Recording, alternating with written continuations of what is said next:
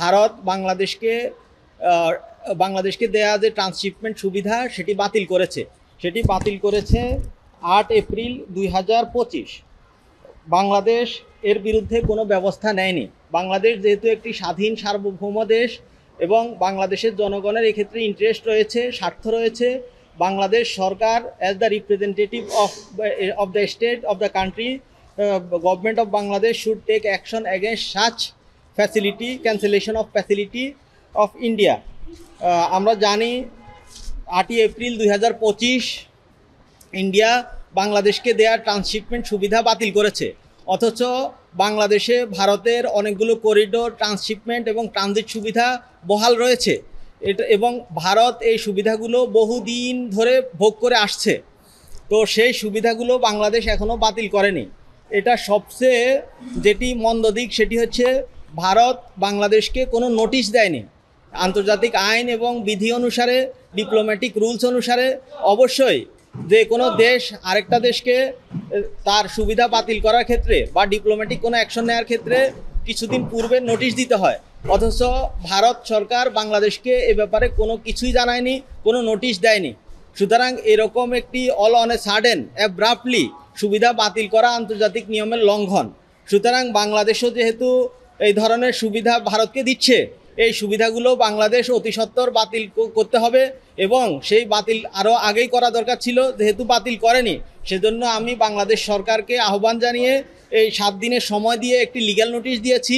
যে নোটিশে বলা হয়েছে ভারত বাংলাদেশে যেসব ট্রান্সশিপমেন্ট, ট্রানজিট এবং করিডোর সুবিধা ভোগ করছে সেই সুবিধাগুলো বাতিল করতে হবে এবং export processing zone EPZ Bharat যে বাংলাদেশে ভোগ করছে, বিশেষত ফেনীতে, সেটি বাংলাদেশের সামরিক দিক থেকেও সভরেন্টির জন্য হুমকি স্বরূপ, সেটিও বাতিল করতে হবে।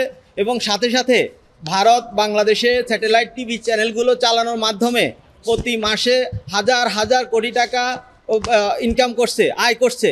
সুতরাং এই ভারতকে এই সুবিধাটাও আর দেয়া যাবে না। এবং সাথে সাথে এই যে টিভি চ্যানেলগুলো, এগুলো বাংলাদেশের সংস্কৃতির সাথে অনেক কিছু সামঞ্জস্যপূর্ণ নয় এবং এর মাধ্যমে শিশু, কিশোর সমাজ বা বাংলাদেশের জনগণ তাদের নিজস্ব সংস্কৃতি থেকে বিচ্যুত হচ্ছে, এরকম অভিযোগ দীর্ঘদিনের। সুতরাং এখনই সেই স্যাটেলাইট টিভি চ্যানেলগুলো যেগুলো বাংলাদেশের জন্য ক্ষতিকর, সেগুলোর সুবিধা ভারতকে বাতিল করতে হবে। বাংলাদেশকে অবশ্যই ভারতের এই সুবিধাটা বাতিল করতে হবে এবং এটা যদি অবিলম্বে না হয় তাহলে আমরা পরবর্তী আইনি পদক্ষেপ নেব। বাংলাদেশ সরকারকে আমরা 7 দিন সময় দিয়েছি। এই 7 দিনের ভেতরে বাংলাদেশ সরকার যদি কোনো ব্যবস্থা নিতে ব্যর্থ হয় তাহলে আমরা প্রচলিত আইনে যেভাবে ব্যবস্থা নেওয়ার দরকার সেভাবে আমরা ব্যবস্থা নেব। বাংলাদেশে ভারতে যেসব পণ্য পরিবহনের সুবিধা তারা পাচ্ছে, এই ধরনের সকল সুবিধা বাতিল চাই। সেক্ষেত্রে করিডোর, ট্রান্সশিপমেন্ট এবং ট্রানজিট, এভরিথিং। সরকার যদি এক্ষেত্রে কোনো নোটিশের জবাব না দেয়, আমরা তো বলেই দিয়েছি, সেটা নোটিশের জবাব না দেওয়ার মাধ্যমে হোক বা তারা কোনো অ্যাকশন না নেওয়ার মাধ্যমে হোক, সেটা কোনো রেসপন্স যদি না নেওয়া হয় তাহলে আমরা আমাদের আইনি পদক্ষেপ নেব in the proper court of ল।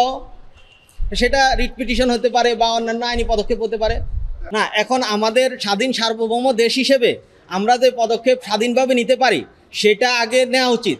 এরপরে আন্তর্জাতিক আদালত আছে বা অন্যান্য রাষ্ট্রে তাদের দেশে এই সুবিধাটা বাতিল করার জন্য আমি তো তাদের দেশে গিয়ে আমার লোকাল স্ট্যান্ডাই হবে না, ওখানকার মানুষের লোকাল স্ট্যান্ডাই হবে।